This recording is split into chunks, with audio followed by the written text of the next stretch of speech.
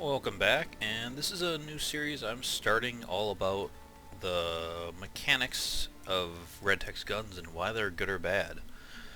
I'm just started a new thread on the Gearbox forums. I thought it was a good time with Borderlands 3 in early development to just kind of start a discussion about these in the forums, and a lot of that forum stuff has affected the outcomes of the games and petitions and whatnot. So, in Borderlands 2 and the pre-sequel, I'm starting with Borderlands 2, but I'll get to the pre-sequel, there are a lot of red text guns that are just underwhelming. And sometimes people equate this to poor scaling.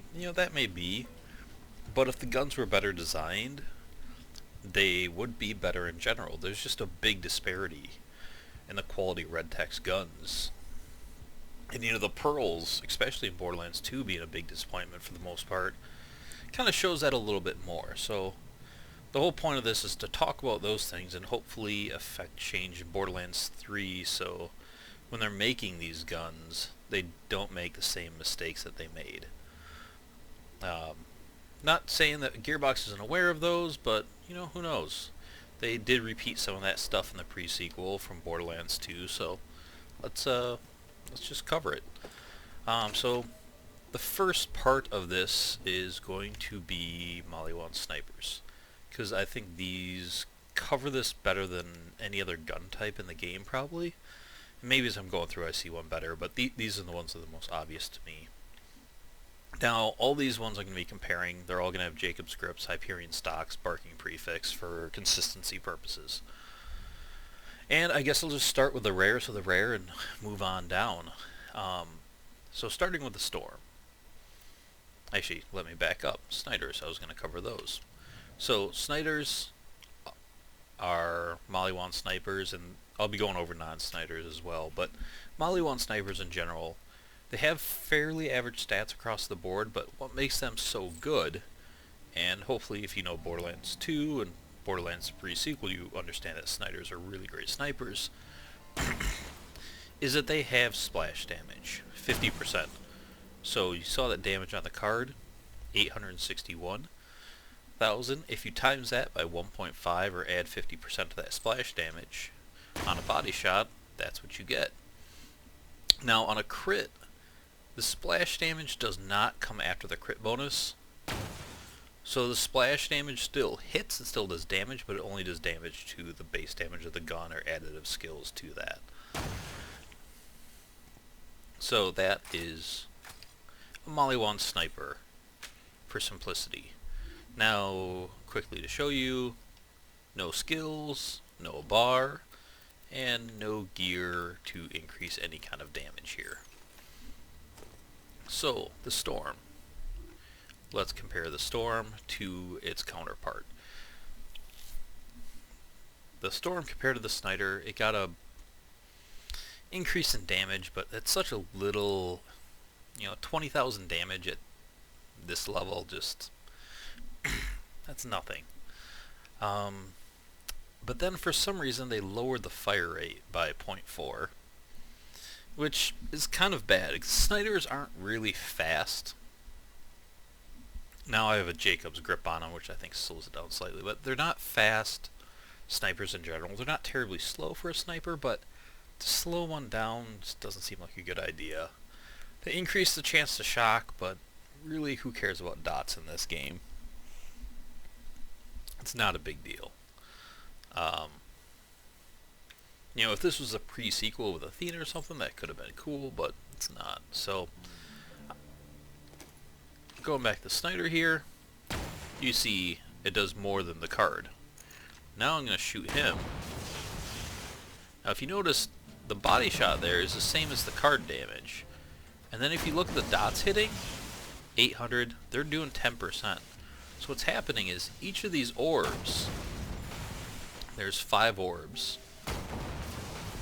and they're each doing 10% damage on initial hit, and then they increase a little bit more. So technically this could do more damage than Snider, but the problem is, as you see, I'm going to shoot kind of here, he didn't even get hit by a single orb there. So the orbs don't always do the damage, whereas on this, splash damage always does. I gotta stop reloading. I'm just in a habit of reloading pretty often. So on a crit here, 3,500, 3,800.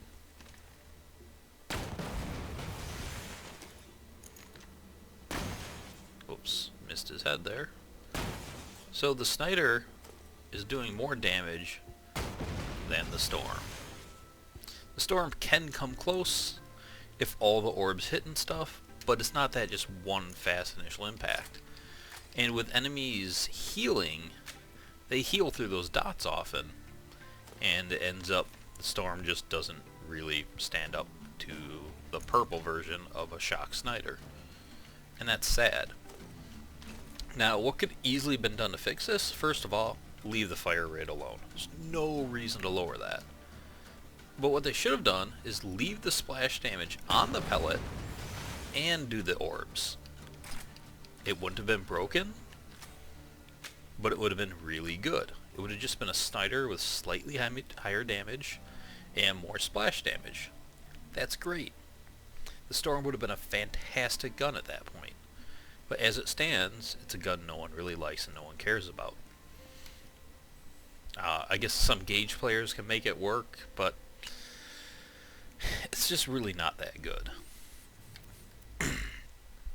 So, moving on to the Volcano. Now here you see the Volcano has significantly lowered damage, over 100,000 less damage, and a lowered chance to ignite, which, again, beyond me. It's not a big deal they lowered that, but it's really just dumb. So, the Volcano to the Snider. So here's the Volcano, here's the Snider. Shoot him here. Now that's the splash damage, and since it's fire on flesh on this target dummy, it's more than what the shock one was. Let's look at that damage one more time. 2,260,000.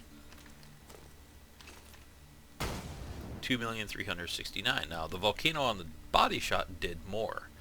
So what they did in the Volcano is they increased the splash damage to 80%. And that's why they lowered the base damage. Here's why that's dumb. I shouldn't say dumb for the Gearbox employees, I mean in hindsight, but here's why that was a bad design choice. So, 6,781,000, 6,318,000. Because it has that lower damage, 80% splash damage is a lot less than a critical hit damage. So, the lowered base damage hurts this because it's a sniper and you should be hitting crits. So they made the Volcano not as good as a regular Maliwan Snider. So the legendary is worse than the purple variant. This is the ugly. You don't... why should a legendary be worse than the purple variant? There's really no reason to use a Volcano over a purple Snider. And sadly, that's just a fail of design. There's really nothing more to it. It's just bad. So I guess next one. I'm going to have to re-equip these real quick. So we've got Pimpernels, and I'm going to do the cher-ami first.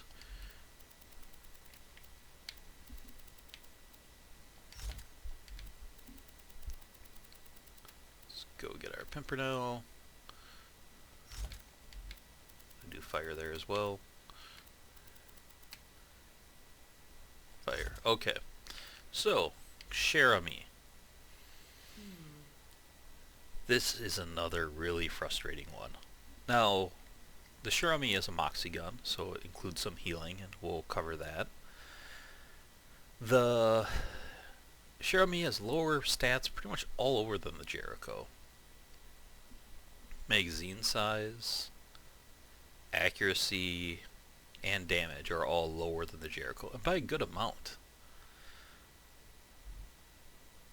And the Jericho isn't really everyone's favorite Maliwan sniper. I mean, Hyperion barrels just aren't typically that great. So, oops. There we go. Wait. There's the Maliwan. So, 1965. Go to cher-ami. 11,047. Let's look at that again.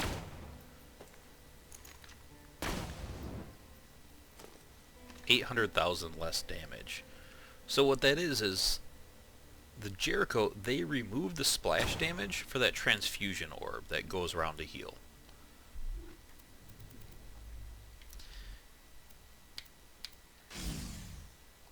I'm gonna lower my health here. Alright, so now I'm missing health.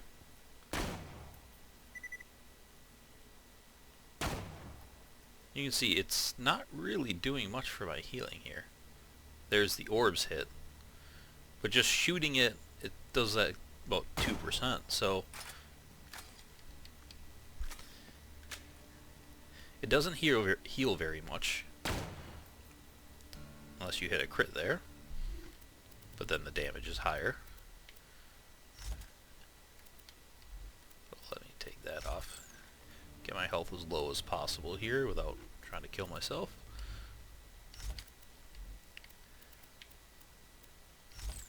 So now I have different max health, and I'll shoot him in the head again. Oops, if I can hit the head, sadly on a still target. Look how long it's taking this orb to try to find me.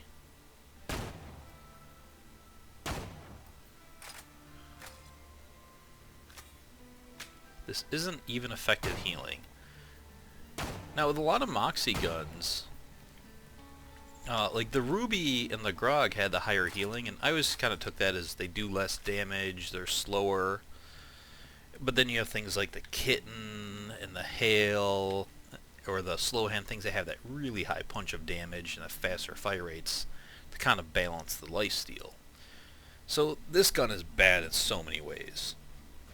First off, again, the Jericho isn't a highly desired sniper compared to a Sniper. And I guess I could just bring this down and compare it to the Sniper. See, it has a lot less damage than a regular Sniper, less accuracy, and less chance to ignite. There's nothing great about the Jericho. So why do you have to take the Jericho and make it even weaker?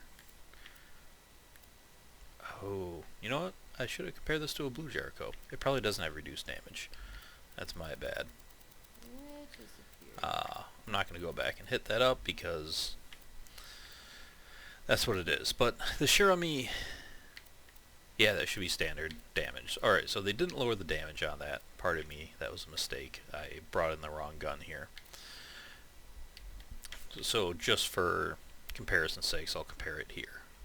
But they did the same thing they did with the Storm. And this is where this gun really got hurt. They removed the splash damage. They removed what makes a Maliwan sniper really good. Look at that. So 5.8. 800,000 less on a crit. So they already took not highly desired gun and made it worse. And the healing wasn't good enough. If they would have done this like the Ruby with like 12% healing, that would have been cool. The transfusion orb's kind of a cool idea, but leave the splash on the pellet and do that, and people would probably use this gun. So, for the third time, 3 out of 3 now, Gearbox has messed with the splash damage or another stat to quote-unquote balance these guns, but they made them just not as good as their counterparts. The cher-ami is the least used Moxy gun, I would imagine. I don't have the actual stats on that. But pretty much all the other Moxy guns are pretty popular. You know, obviously the Grog and the Ruby are. The Kitten, the Slow Hand, the Hail, maybe the Crit. But it's one of the least popular Moxy guns for a reason. It's not that good. And now we go to the fourth and final, the Pimpernel, which is, a lot of people consider this to be one of the best or the best gun in the game. And right away, it's looking good. So this is based off of a blue Snider, but a Snider with a dowel barrel. Maliwan snipers with either a Maliwan or a dowel barrel are both considered Sniders. So you look at this. It's got the exact same base stats as its counterpart. So this is really good news. You have this red text effect, and they didn't make any drawbacks so far. So here we have our Snider. Here we have our Pimpernel. Look at that, stats, the same. So with the Snider, 1720 there. Pimpernel, holy crap, so much more. So for you that aren't familiar with the Pimpernel, I'm going to shoot the wall here. And that's a bad wall to shoot. Let's try this wall. Let's try a post. So what you can see is you shoot there, and then there's a second impact here. Now I'm going to shoot the ground so you can see the second impact. So what's happening here is you shoot that first, then it goes up, and then it pops out into 5 different pellets. And all of those pellets have the same damage as the pellet on the card, and all 6 pellets and all 6 hits, the first hit and the second 5, all have full splash damage.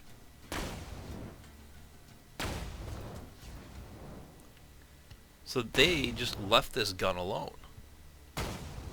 Look at that. That's crazy. And that's not all the damage, because there's a second hit there. If you watch real close, I'll try to pause it.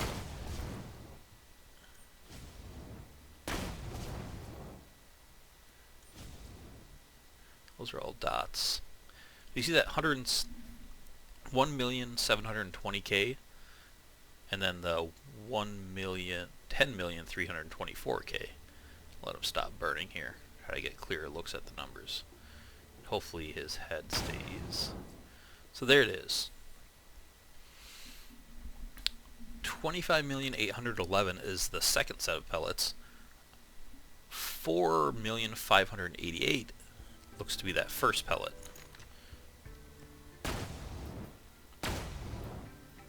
Actually, no, that 1720 was that first pellet. That 4 million was another one. So you're seeing just a crazy amount of damage. And what's brilliant here is, once again, look at this. They didn't make any drawbacks on the gun. This is why the Pimpernel is so good.